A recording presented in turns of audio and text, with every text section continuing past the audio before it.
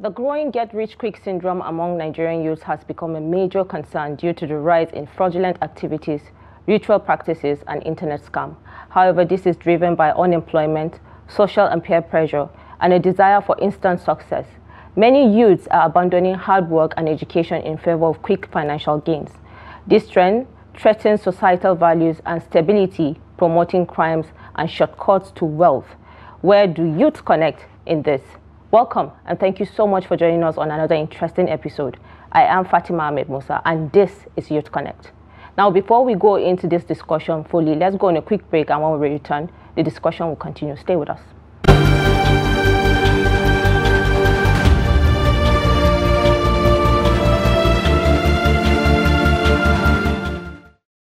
Thank you so much for joining again. Now, I have with me in the studio Nicholas Adeniyi. He's a development analyst. Thank you so much, Nico, for joining us. And then we have Taneno Sylvanus. She's a humanitarian. Thank you so much, Taneno, for joining. And then we have Nitaranda Yargawa Alexandra. She's a health data analyst. Thank you so much, Nita, for joining. Now, I mean, we all heard this topic that we are talking about today is the get-rich-quick syndrome, which is eating deep into our society and mostly affecting the youth, right? So, which we already know is no more news, but what's your opinion on this topic? So my opinion has always been one, whenever it comes to this get-rich-quick syndrome, it has always gone down to early responsibility from parents. I mean, parents expecting a child, a girl or a boy who is 19 or 20, probably in their 200 level or 100 level in the university, to provide. For maybe they have siblings, you're expecting because, oh, you're in the university, you should be paying your younger siblings school fees. How do you want that child to get money?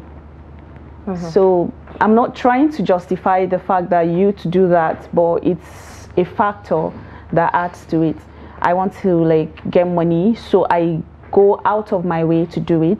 I decide to break protocols to go against the law of process, and I just want to make money. So anything that comes my way that is going to bring money tomorrow, I just want to do it. Do you agree with that, Nicholas? I mean, I saw you just shaking your head just now. So I see it from a slightly different approach.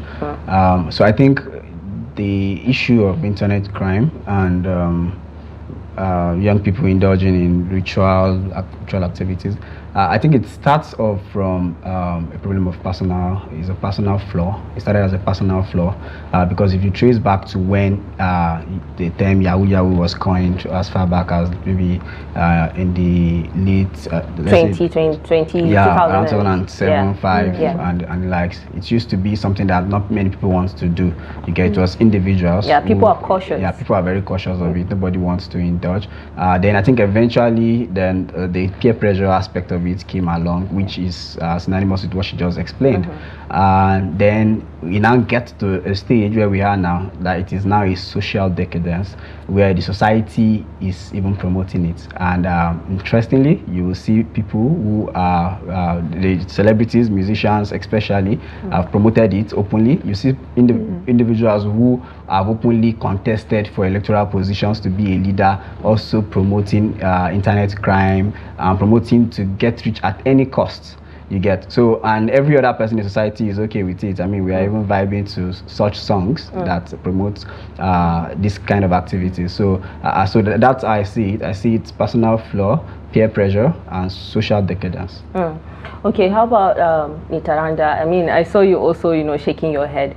Do you believe in what they just said, or you have your own different opinion on this topic? So for me, while I believe, or rather I agree with what they said, like Taneno pointing out, social expectations from family members, to young people that they should be able to provide for their family at a very young age. And he also spoke about the social decadence and internet fraud. For me, my perception on, the get rich fast or get rich quickly syndrome in young people is that social media, for me, is one of my major is one of the major aspects that I feel influence this particular situation. So I don't think human behavior has changed so much like as to, you know, how we just interact with each other, and when it comes to happiness and all of that, from like an evolution point. Yeah. But I feel like social media has also given us like a platform, or rather a gateway to get access to people's lives. Like, so someone at a point in time in Nigeria, back in the day in the 90s, it's hard for you to know what someone in America is doing or what someone in the UK is doing. But now you're in Nigeria and you're on TikTok and you are seeing like over, let's say, 10,000 Americans, what they are doing, right? And truth of the matter is, based on your region, wherever you are, the standard of living is different. So what someone in America can afford, or the kind of lifestyle they can, you know, lead, even though they are just average Americans, would maybe be different, even significantly different from young people in Nigeria. But because you're seeing them, you know, on social media, and you feel like you know these people because you are seeing them, you know, every day, like, and there are people that just put their life out there. It's like a reality TV, although it's social media. So you feel like if someone my age 16 in America can do this, they can drive maybe a G-Wagon, they have like the latest iPhones, not knowing that there are facilities in that country that affords them to do that. So like, America is a credit system. Sometimes you don't have to pay immediately to get those things, but in Nigeria, we like, you have to pay everything at once. So they don't see that. So because you're seeing people of your peers in these other regions doing this thing, so you are like pressured, oh, me too, I want to do this. So that's why, you know, once you see any opportunity, you want to grab it. You want to scam people, you want to steal,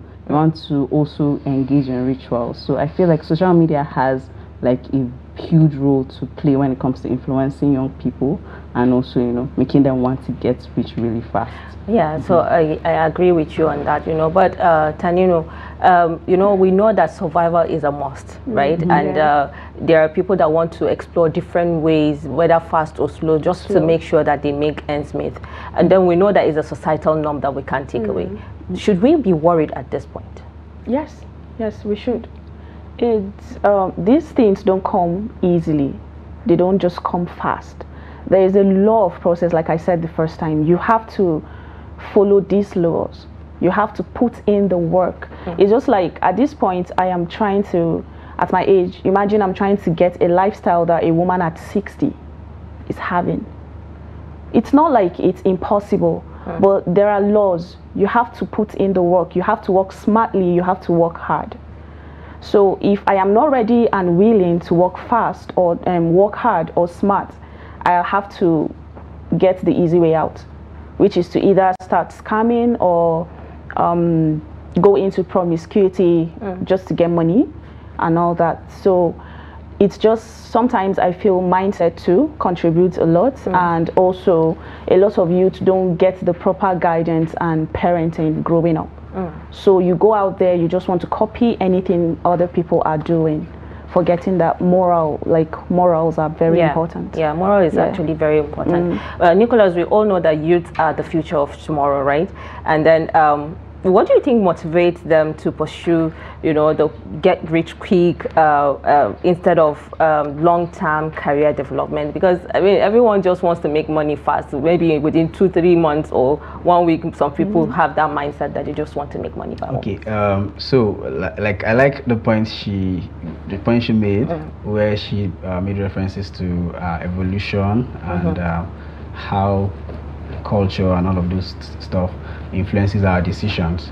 Say in the US, they have a credit system and they have their own lifestyle, how it works for them, and we have ours in this part of the world. So I feel like our culture in Nigeria, for example, we're more of the kind of people who like to show off. It's a cultural thing. When a poor man wants to do like a wedding ceremony for his daughter or his son, he becomes rich. He gets and everybody comes and nobody questions where he gets the money from, because we understand it is a culture. He has to do it. You get, and eventually we fast forwarded to this time when things are really difficult, and a lot of people are now being encouraged to do a low-key wedding, and it is becoming a norm. I mean, if you go to a wedding where they didn't give you food, you are not going to complain. 10 years ago, it wasn't like that. It's a problem. You get. So I feel like that is embedded in us as a people, and that is why it is easy when a young person see another young person like himself in some far away place doing some incredible things. He wants to do it too because his culture allows him to show off. And parents, I don't think Nigerian parents caution their children if they spend the money they earn themselves. So so if you look at it from the history of internet fraud, the people who started it weren't doing it openly. I say they were doing it and hiding under some other guys to say that this is where I'm making my money from. Then it's evolved to what it is now. And I think in this I mean, we are in the capital city of Nigeria where a lot of people still work. There are a lot of jobs here. People work, but if you go to some far parts of the country, there are no jobs, but people live large. Exactly. I mean, this is coming from you as a environmentalist who studies environment. I travel a lot, and people live. We and I are poor. When you see the lifestyle that these young people live, and it is supported sadly by their parents, like she mentioned. I mean, when I was in school, I graduated like some 4 years ago. At some point, our lecturers encourage. I mean, if you have to go and make money like your peer, right? It's as bad as that. So people who are supposed to instill morals in us found expressing those kind of things. And you also find parents supporting their children, guiding them through, protecting them if anything happens. So I think we need to address the problem. We need to like look back at ourselves as the people. Then she also mentioned that in this point in time in history of humans, we have access to everybody. We are not just meant the internet is sitting. We're not meant to know so much that we know now, and the internet is also a factor where and we can't help that. It is difficult because it is what I mean. That's the future, and in the future, more people will have access to internet. You get much like younger children. So when phones came back in around 2006 to Nigeria, 2005-6, not many people can operate it. But today you see a child of 10 can operate a smartphone, can work with a smartphone, design, I mean, much more than the older ones. So you understand, and you would now wonder how are they able to use it to make money. So it is going to keep happening, and the problem is lack of awareness. So there is no, we are exposed to it, but there is no I don't want to mention policy because there is the Cyber Crime Prevention and Prohibition Act that was passed in around 2015 or so. But that regulates they regulated. So, but in the initial, when it started off, there were no like sensitization to guide people on the kind of things you should do and all of that. I mean, I'm not going to advocate for some stringent policies that would guard people from, expressing themselves using the internet, because the internet has afforded us that. But I think those are some of the issues that we need to look at and find. So it's a pressing issue because we see a lot of crimes happening. Young people indulging in ritual killings and what have you, just because they want to make it and just feel among. Let's take a look at a video of a young boy that was caught just recently, that has made rounds on social media, that was actually saying something like they kill people for a certain amount of money, as low as 25,000, removing people's kidneys and selling. So this is how bad it is, and I don't want to just attach it to this economic issue, but let's take a look at the video right now. So the people all the people where una they carry, let me on the light. Make I will all the people where una they carry them go. You carry them go.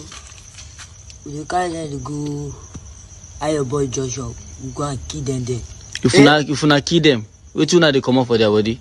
Like kidney. Their kidney. Yes. Who na they sell kidney for? It's one man like this. How much is he buying? 25,000. You keep person sell kidney for 25,000. It's not me that kill them. It's my Oga that is killing them. Who is your Oga? Oga son. All right, so that's a video, and you can see how young that boy is. Nitaranda, what do you think is the influence? Because you wouldn't say this boy is at this point should be facing, you know, the economic hardship that much, because he should be under the, you know, watch of his parents, but he finds himself, you know, indulging in this. Would you say this is peer pressure? I just think like this is really, really sad. Imagine this boy is not even up to, let's say, 19, and you don't even have like empathy, taking a life. You can't create a life, but you have the courage to take one, and to imagine that there's no even value, you're not even placing value on that person. I'm not even trying to justify the killing, but imagine paying or selling kidney for as low as $30. That's just so sad. And I feel like probably, I wouldn't even say that parents are not raising their kids, because there's only as much as you can do. There's some parents that would do everything and the child will still turn out the way they choose to turn out to be. So I don't know, probably it's maybe peer pressure. If you'd see, maybe there are people within his circle that are also doing this. He has had, and it has been normalized in probably where he's coming from, that, you know, will kill people and sell their kidney, and which I just think is really, really sad. You know, that young people do things like that to get money. So Nicholas, what do you think, you know, should be done at this point, you know, in regards to consequences or pursuing wealth through shortcuts, you know, for both individuals and a society as a whole? Because this is a menace that we need to actually, you know, talk about, because it affects us, the youths. So I think, first of all, we need to increase awareness and educate people on how to use some of these things that exposes them to the knowledge that they can do these things. So I know that, for example, in the advertisement PR industry, for example, they don't allow certain type of ads. For example, if you are doing an ad that promotes any type of fetish activity, they don't allow it, and it is simply to not give people the impression that these things exist. You get, but I mean, that's not the case. When you go to the internet, you see a lot of people openly advertising medicines, charms. You get, so that speaks to regulation. You get. Some kind of ethical regulations should go into the type of content certain people should see.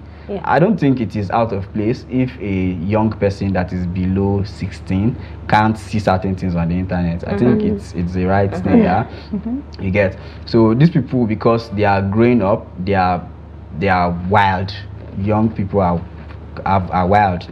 We don't just know how wide a young person can be, because we don't used to be exposed to so many things, so many information. You get, we used to be limited to what you know in school, what your parents tell you, what's your community, people tell you what you learn in your place of worship and all. But now you can know more. You can know more beyond what you find in the bookshop or in the library. You get. So I think from that perspective, there needs to be increased awareness. There needs to be some sort of regulation. Then I think due to this young people have been easily lied to. It's easy to lie to a young person, easy to recruit them. And I have a divergent view of ritual. Maybe I sort of don't believe it. Okay, so we'll go into that when we come back from this short break. Stay with us as we come back. Thank you so much for joining us again on Youth Connect, coming to you from Trust TV. I mean, Nicholas, before we went on the break, you were saying something about you have a different view or opinion, I would say, rather, when it comes to ritual. So please go ahead. What's your opinion on that? Yeah, so you see a lot of young persons today. Everybody wants to be rich. Nobody wants to be a boy. Everybody wants to be the big boy, man, big girl. Pablo. You get. So that's desire, that passion to also be somebody in life has made many young people to be like they are like out there, and for the lack of a better word, I don't know. I understand. Yeah, but so now there's a concept in gender that talks about grooming, where you start bringing a young girl, in this case, to bring her up just because you want to take advantage of her later. You get? Yeah. But people also do it to a boy child, and I mean, like where they start to tell them to do things that they just keep doing it to make them to have this strong-hearted, be very strong-hearted into it. So I feel like that boy, the people who buy those kidneys don't use it for anything. They just need to see how successful they can be in a few months, then get them to advance them to the next stage, which I believe a lot of time when they say there is ritual, they are not actually ritual, they are just organ harvesting going on. Actually. You get? So, and they tell you to go back to do your internet crime, be disciplined at it. I mean, people do it and make money. So just keep doing it, you make money eventually. Then the young person thinks he or she is doing rituals. You get? Then because they also exposes them to drugs, a lot like hard drugs. You hear one they call Colorado, where if you take it in a very short time, you're out of this world. You get? Now when they start to manifest the outcome of that, some people think it is the ritual that backfired. But it is just them taking drugs. I mean, it's a good thing that you mentioned that, and we have a health data analyst here, but we are going to come back to that. But let's take a look at another video of a young girl that was rescued also in the course of, this money ritual thing by some, I think neighbors and some security agencies. So let's take a look at the video. Are you stupid? What do you want to explain? You're a bastard to say you want to explain. When this happens, you people do not follow them. It's okay. Go inside and wear your clothes. Go inside and wear your clothes. Look at your life. If they tell you people to stop here, you go stop. If you see a young man, I know to follow. See, you don't see. God save you. This guy when they claim. They shout. If not because of somebody shouts now, we catch the person. Like that, your life if you don't die. That's how you will finish this lady here. Before you know it, you will leave. There is that person that will come and meet you. I mean, that's another video, coming from a little bit grown, I would say, not like the young boy that we just saw. As a health data analyst, what would you say,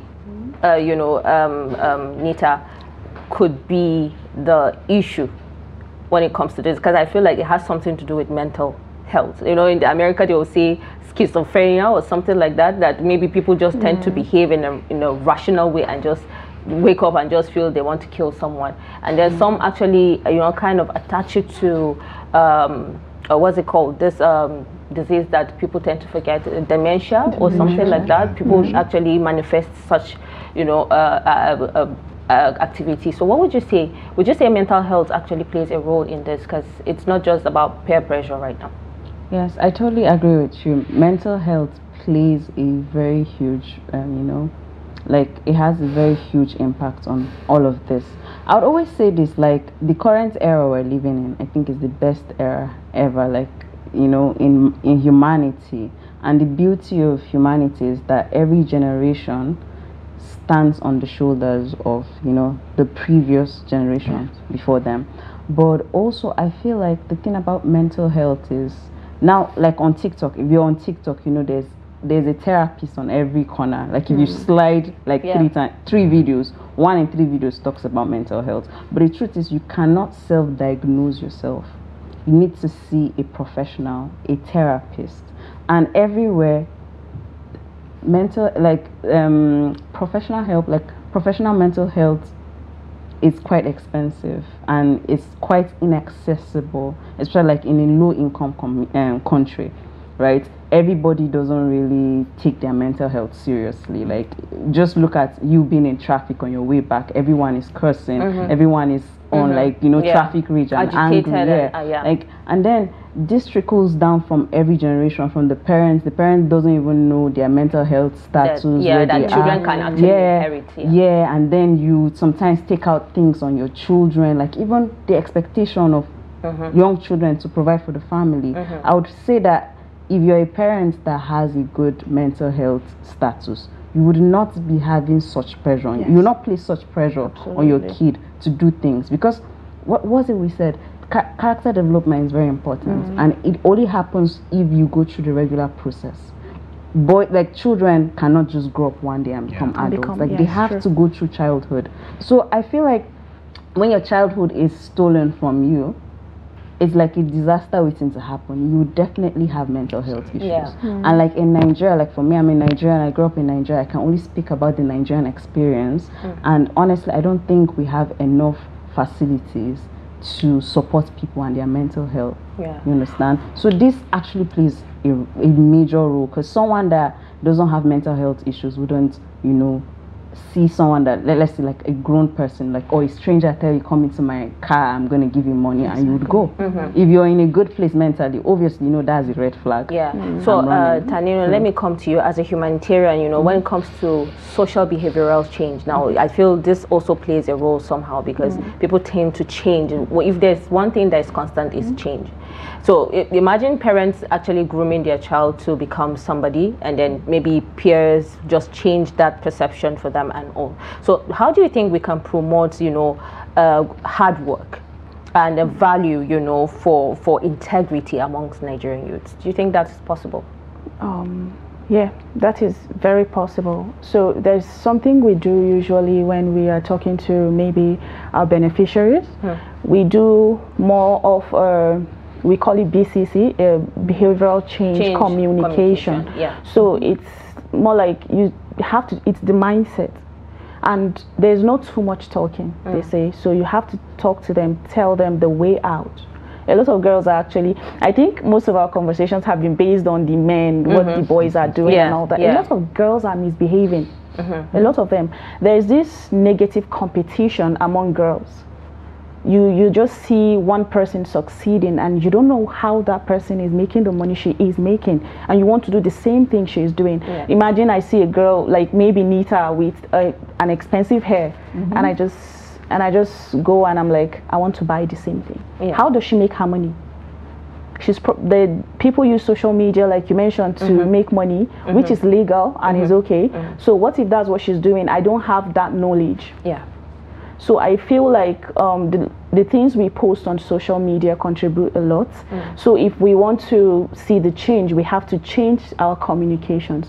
We have to change what we post out there and all that. Imagine I just wake up, I don't know how money is being made, and I just scroll on my phone on Twitter and I see someone posting kidney is now 78 million naira. I would want to kill somebody to sell off his kidney, because I can't sell mine, you know. Definitely. So I would want to do that. You just wake up and hear, okay, if you go, I just came out from my sugar daddy's house and this is how much I made. And that girl will want to go into prostitution.